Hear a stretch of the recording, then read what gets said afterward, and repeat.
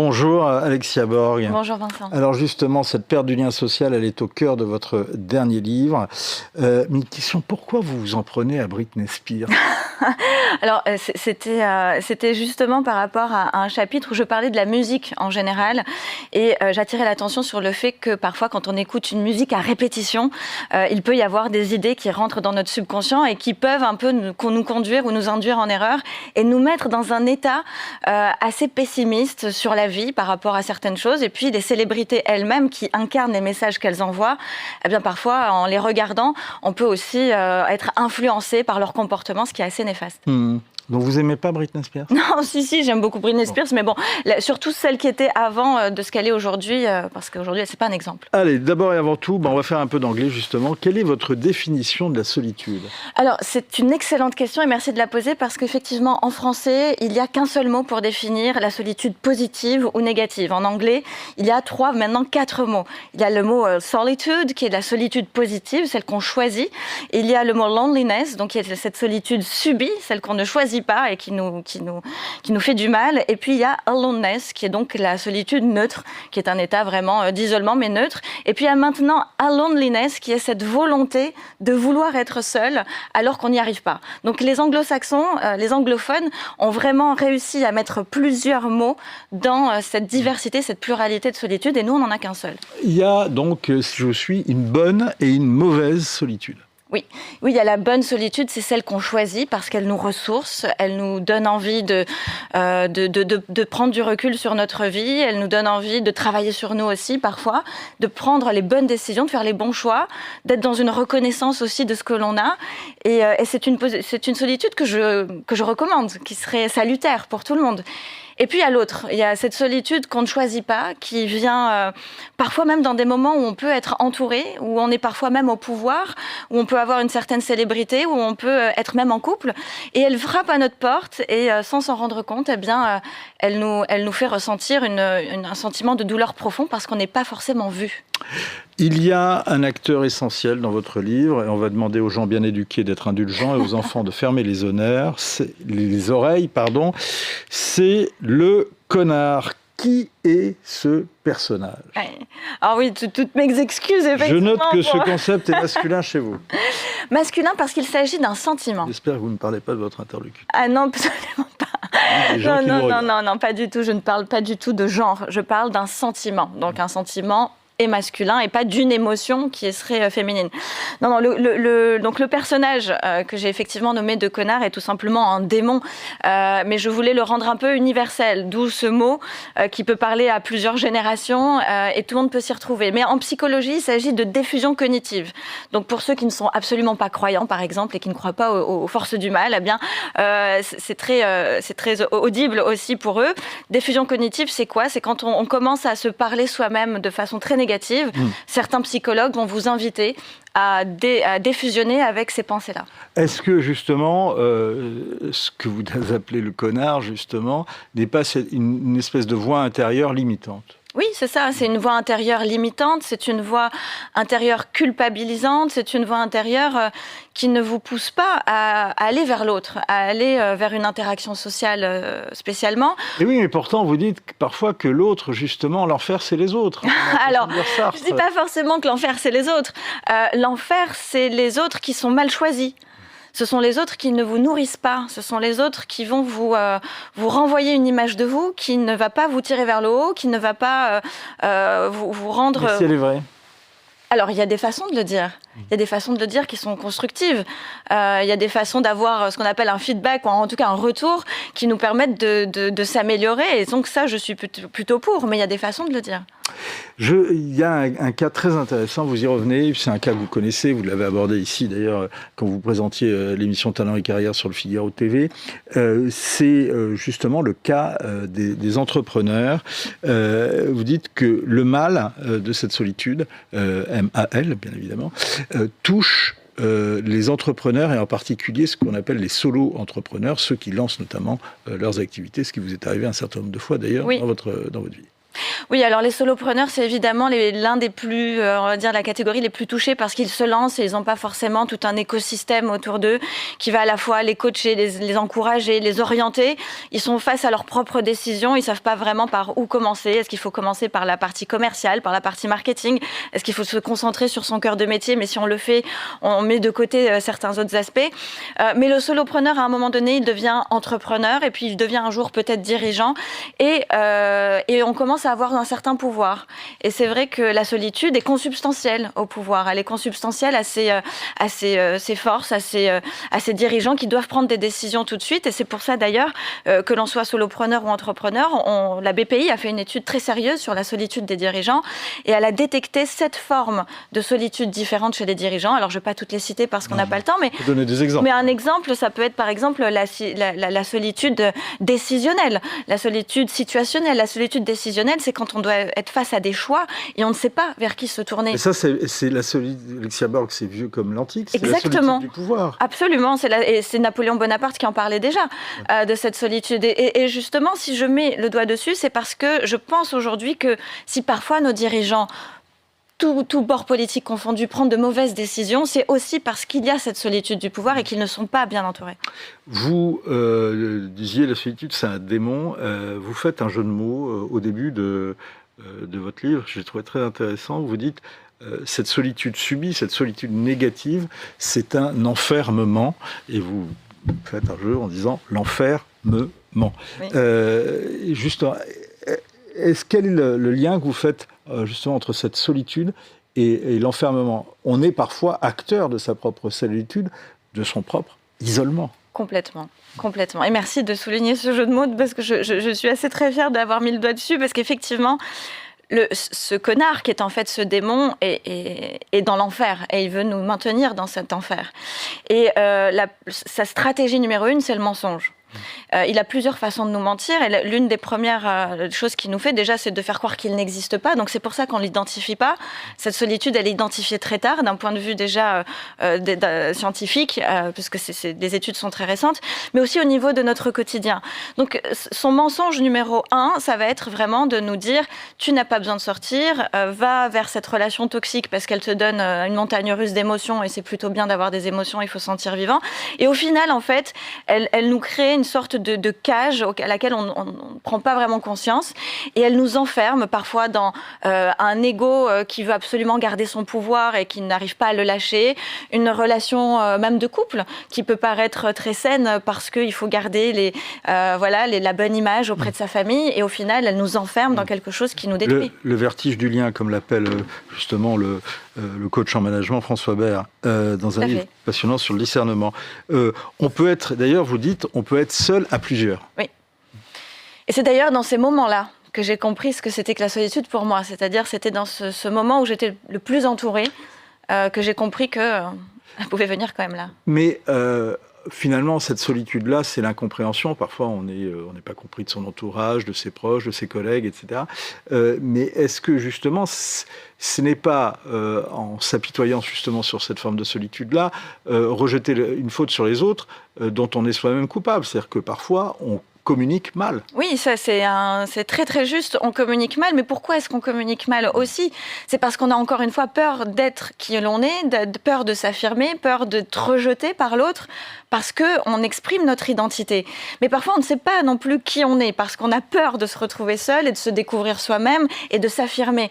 Donc finalement, oui, on a peut-être une mauvaise communication vis-à-vis des autres, mais encore faut-il savoir s'affirmer, savoir oser dire qui on est. Ça c'est tout un travail qui peut parfois prendre une vie.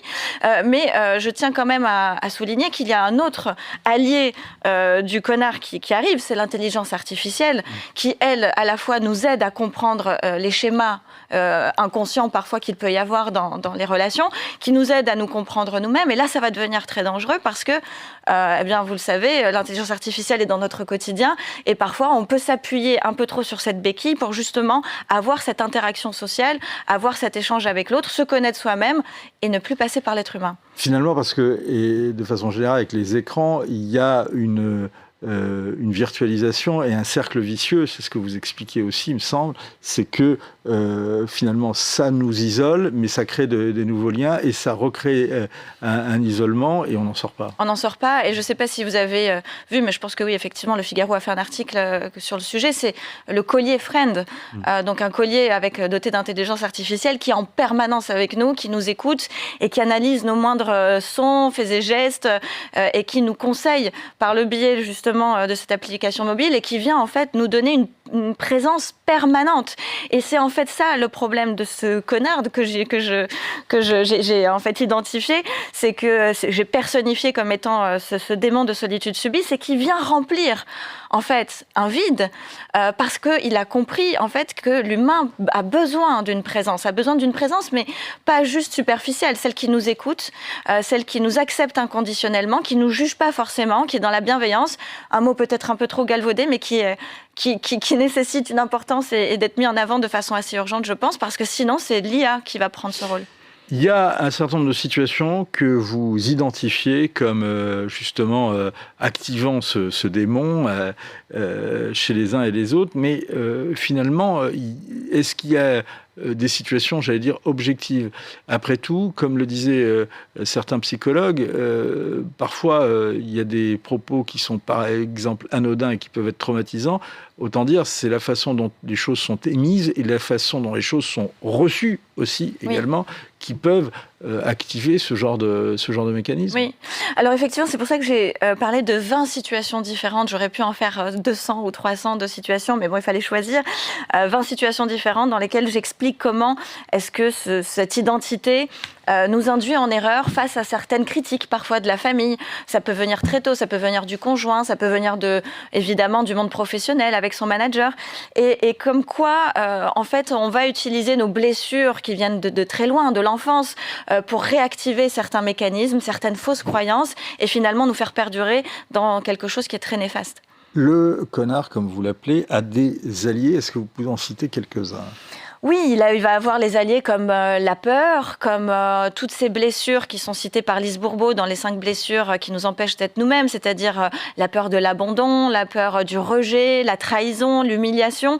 Ce sont des alliés qui viennent en plus, on va dire, appuyer les propos de cette entité, de ce connard, pour aller vraiment nous faire croire que nous sommes seuls, pas aimés, et qu'on a tout intérêt en fait à rester dans notre bulle et de croire qu'en fait ce monde est une adversité permanente. Il y a un autre allié, c'est la zone de confort. Ah oui, la zone de confort, bon, effectivement. La zone de confort, c'est justement la peur de passer à l'action. Et celle-ci, alors elle se trouve dans plusieurs scénarios. Elle se trouve dans le couple, par exemple. On a une zone de confort, on a créé quelque chose de très confortable. Pourtant, le couple est complètement dysfonctionnel, les enfants souffrent, ils le ressentent, mais on n'ose pas quitter la relation par peur de tout détruire. Et donc, on reste dans cette peur. Et d'un autre côté, il y a certains qui vous diront, oui, mais si on détruit ça en cherchant son épanouissement individuel, par expérience, certains vous diront, ou certaines vous diront, mais c'est une bombe à fragmentation. Oui, ça c'est vrai, et je suis pour la famille, je suis pour que les familles travaillent sur elles-mêmes, les couples d'ailleurs ne s'oublient pas dans les enfants et qu'ils travaillent sur eux-mêmes. C'est intéressant de vous rappeler, alors c'est quelque chose qu'on voit souvent, mais que le couple, ce n'est pas 2, mais 3 personnes. Oui. Même si on est d'accord, vous n'êtes pas trop partisan des choses à 3. Ah, pas du tout. Vous dites que, justement, non mais, oui. Au-delà des jeux de mots, c'est-à-dire que vous dites que, justement, ce démon de la solitude vient se mettre dans les relations entre les personnes. Mais là, vous dites, il y a un homme, une femme, et il y a aussi le couple qu'il faut toujours travailler. Tout à fait, et c'est cette troisième entité que les livres sacrés, et notamment la Bible, dit vous ne faites plus qu'un. Et c'est merveilleux. Et c'est dans cette entité-là qu'il faut justement se nourrir et la nourrir, cette troisième entité. Et c'est justement là où le connard, ce démon arrive et il crée une 4e entité, donc ça fait 2 plus 2, enfin 1 plus 1 égale 4. Donc chaque partie plus le couple et ce démon qui vient un peu perturber parce que c'est un endroit sacré. C'est là où tout peut arriver. Comment, vous dites, il y a le connard, comme vous l'appelez, a des ennemis. Vous en dites qu'il y en a 5. Sont lesquels ? Ah oui, les ennemis, eh bien, ça va être l'amour, ça va être déjà l'acceptation, la foi, la joie et la foi.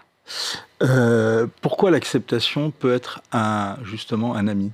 Parce que la première chose, c'est le reconnaître. On ne peut pas combattre quelque chose si on ne le nomme pas. Et à partir du moment où on a identifié qui c'était, on lui a donné un nom, on l'a nommé, on peut le combattre. Donc accepter qu'il y a cette solitude dans sa vie, la nommer, dire effectivement la solitude, je la subis, elle est là, eh bien c'est le premier pas vers la liberté.